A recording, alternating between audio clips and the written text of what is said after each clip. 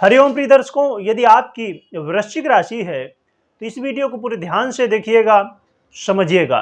क्योंकि जैसे कि आपने थंबनेल में देख ही लिया, क्यों है इतनी खास ये तारीख। वो कौन सी तारीख है जो बहुत खास रहने वाली है, वो कौन सा समय है जो आपके लिए बहुत कुछ देने वाला है। और पांच पांच राजयोग बनने जा रहे हैं, एक दो चार राजयोग नहीं, 5 राजयोग बनने जा रहे हैं। इनका क्या प्रभाव होगा और साथ में एक दुर्योग भी बनने जा रहा है, तो आपको क्या सावधानी रखनी चाहिए जिससे आपके जीवन में समस्याएं ना आए और आप आगे बढ़ सकें। तो प्रिय दर्शकों, देखा जाए तो हर व्यक्ति चाहता है कि हम अपने लाइफ में बहुत बेहतर कर सकें, परंतु ग्रह स्थितियों का प्रभाव ऐसा होता है कि कोई व्यक्ति जीरो से हीरो हो जाता है और कोई व्यक्ति हीरो से जीरो बन जाता है। ये सब ग्रहों का प्रभाव है। उन्हीं ग्रहों का प्रभाव आज हम समझने वाले हैं, क्योंकि ये बहुत महत्वपूर्ण समय है। तो जैसे कि मैं बता दूं कि आपके बहुत सारे कमेंट आ रहे थे, क्योंकि ये वीडियो आपको बहुत लेट मिल रही है। इसका कारण था कि ये सीरीज ये बनने वाली नहीं थी, परंतु आप लोगों के कमेंट आ रहे थे, व्हाट्सएप में मैसेज आ रहे थे, फ़ोन कॉल कई लोगों ने किया कि ये सीरीज हमने 1 नवंबर में सीरीज बनाई थी, जिसमें हमने 1 तारीख से लेकर लास्ट तारीख तक का सभी ग्रहों की स्थितियां जो चेंज होती है, परिवर्तन होता है, उसका प्रभाव होता है, उसको सबको हमने एक साथ में बताया था। उसको आप लोगों ने बहुत पसंद किया और वही कमेंट कर रहे थे कि इस महीने आपने नहीं बनाई है, क्योंकि आप बहुत सारी वीडियो देखते हैं। आज एक वीडियो आपने देखा कि कोई बताया गया कि बहुत अच्छा होने वाला, पर दूसरी वीडियो कल देखते हैं तो बताया गया कि बहुत बुरा होने वाला। पर होगा क्या, ये समझ पाना थोड़ा मुश्किल होता है। तो ये सब हम समझने वाले हैं। अब कहेंगे ये महीना तो निकल गया लगभग, अब क्या समझने वाले हैं इसमें, क्योंकि अब इसलिए समझने वाले हैं कि जो परिवर्तन है अभी होने वाले हैं। इस महीने में मेन जो परिवर्तन है इधर ही शुरू हुए हैं, तो उनका प्रभाव हम समझेंगे। तो प्रिय दर्शकों, 5 राजयोगों की बात करें तो सबसे पहला राजयोग है सूर्य मंगल की राशि को छोड़ के वृश्चिक राशि को अब देवगुरु बृहस्पति की राशि धनु राशि में 16 दिसंबर से गोचर करना प्रारंभ कर चुके हैं। और ये देवगुरु बृहस्पति के साथ नवम पंचम राजयोग में आ चुके हैं। इससे आपके जीवन में बहुत कुछ बदलने वाला है। तो ये राजयोग हो गया। दूसरा राजयोग है मंगल 28 दिसंबर को अपनी राशि वृश्चिक राशि को छोड़ के देवगुरु बृहस्पति की राशि धनु राशि में गोचर करेंगे। इससे देवगुरु बृहस्पति के साथ मंगल भी नवम पंचम राजयोग में आएंगे। तो ये 2 राजयोग हो गए, एक सूर्य से बनने वाला, एक मंगल से बनने वाला। और तीसरे राजयोग की बात की जाए तो सूर्य और मंगल एक साथ धनु राशि में होंगे, इससे सौर योग का निर्माण होगा। तो ये तीसरा राजयोग हो गया। और चौथा राजयोग की बात की जाए तो चौथा राजयोग बनने वाला है लक्ष्मी नारायण योग। लक्ष्मी नारायण योग ऐसे बनेगा कि शुक्र 25 दिसंबर से अपनी राशि तुला राशि को छोड़ के अब मंगल की राशि वृश्चिक राशि में गोचर करेंगे। तो ये यहाँ पर गोचर करेंगे और 28 दिसंबर को बुध आ जाएंगे कहाँ पर, ये मंगल की राशि में, वृश्चिक राशि में। तो शुक्र और बुध की युति से बन जाएगा लक्ष्मी नारायण योग। परंतु इससे पहले बुध रहेंगे ये सूर्य के साथ देवगुरु बृहस्पति की राशि में, धनु राशि में। तो यहाँ पर बनेगा बुधादित्य योग। तो ये 5 राजयोग बनने वाले हैं। इनका क्या प्रभाव होगा ये हम समझेंगे, परंतु दुर्योग कौन बनने वाला ये समझ लेते हैं।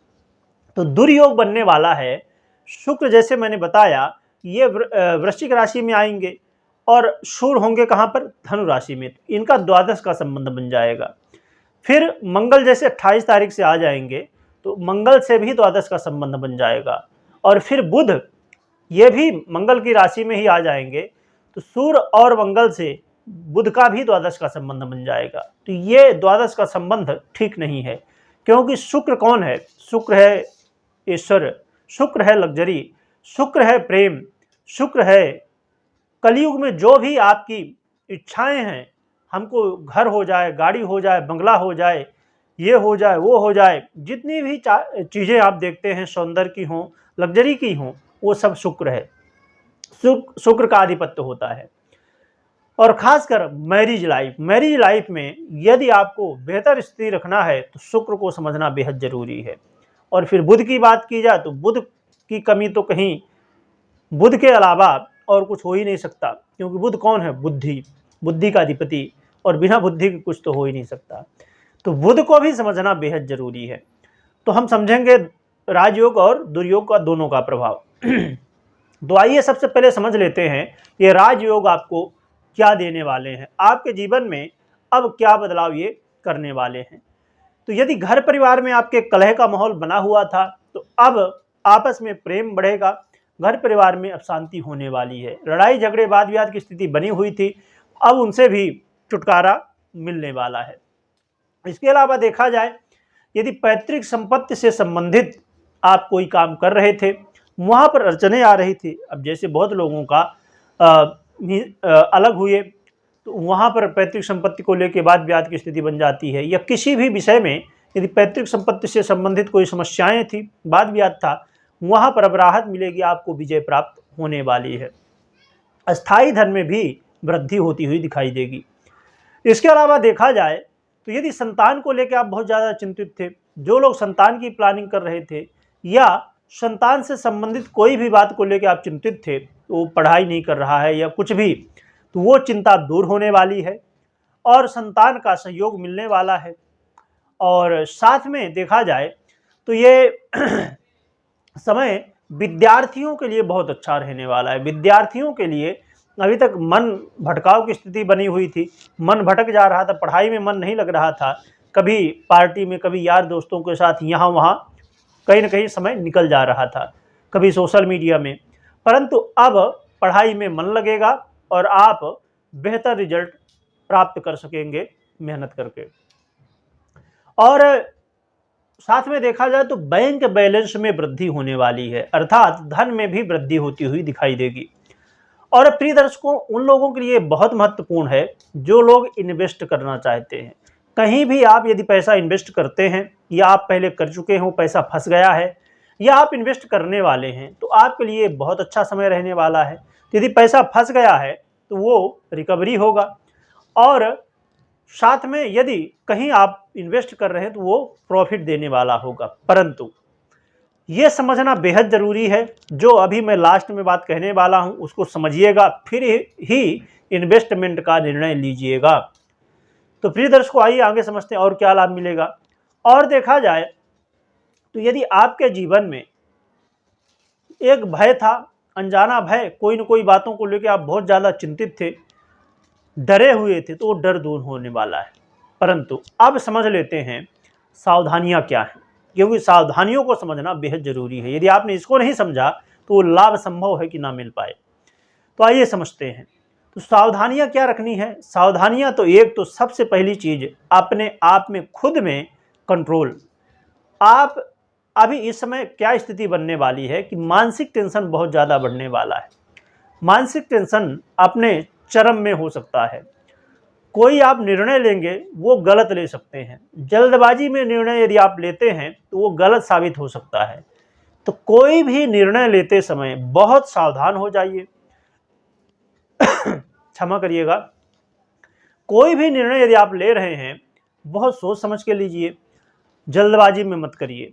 और यदि आप कुछ परामर्श किसी से ले रहे हैं तो उसे भी बहुत सावधानी के साथ, बहुत समझदारी के साथ समझना होगा। ये व्यक्ति यदि हमको कोई राय दे रहा है, हमको कोई सलाह दे रहा है, तो क्या ये सही है या गलत है, क्योंकि आपका मन बहुत ज़्यादा विचलित होने वाला है। इसके अलावा दाम्पत्य जीवन में कलह का माहौल बन सकता है, इसलिए दाम्पत्य जीवन की स्थिति बेहतर रहे, इसके लिए आपको प्रयत्न करना होगा। अपने पार्टनर का पूर्ण सम्मान करना होगा।